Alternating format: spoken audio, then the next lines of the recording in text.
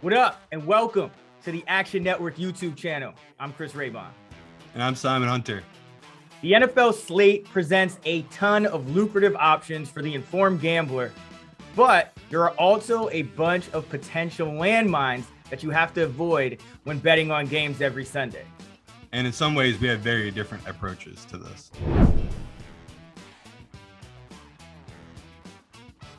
So the first thing I look for, it's really two things. I'll give you a macro and a micro.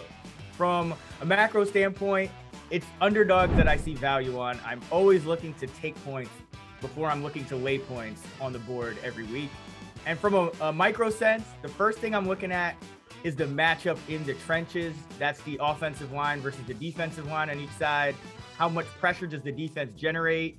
How well does the offensive line prevent pressure? How well does the quarterback play under pressure? And how well does the quarterback play from a clean pocket? So one of the first things I look for in spreads is just key numbers.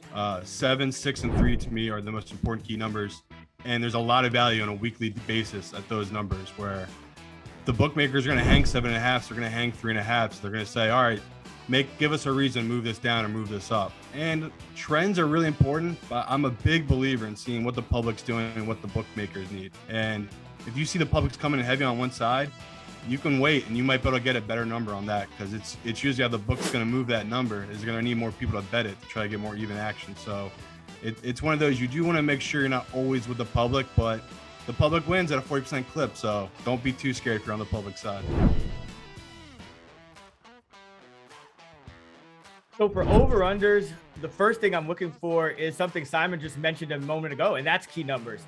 I may be in the minority, but I actually think key numbers are even more important for totals than spreads, because a lot of times with spreads, I'm taking underdogs, and underdogs, when they cover, tend to win outright a lot of the time.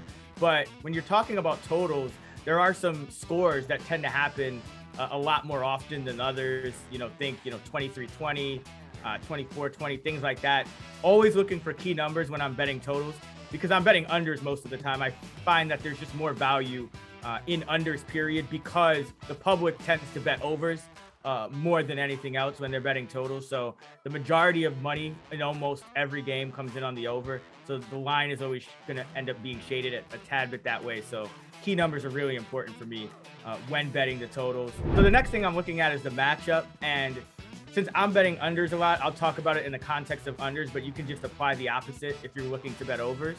So I'm looking for stacks, and I'm looking for a lack of explosive plays. Those are the two things that are going to allow unders to hit the most. And then finally, another thing I look at that not a ton of people talk about or look at when they're betting totals is the scheme and the coverage shell of the defense. When a defense plays a lot of single high safety, cover 1, cover 3, that kind of opens it up for a little bit more big plays. But 2 safeties deep, that's going to dictate that teams go underneath. It's going to invite teams to run the football, and it's just generally going to make it tougher to go up and down the field. So you're going to have longer drives. So I love betting unders for teams that play a lot of 2 deep coverage. Those are some of the things that I'm looking at when betting totals. Lean towards unders. If you're a bettor, just bet unders. I know it's hard to put a swallow. I bet overs every now and then if my system tells me to. But even if it's a point and a half difference, I always lean towards the under, because as soon as the game starts, you're winning your bet. You don't really need anything else to happen. When you bet overs, you need a lot of things to happen to hit that number. So it's easier to win money. It hits at a higher rate than the overs, just because the public, at a higher percentage always bets overs. Just don't overthink stuff. I always tell people, if you're betting to win real money, just bet unders, don't bet overs. For Simon Hunter, I'm Chris Raybon. For more guides like this, download the award-winning Action Network app.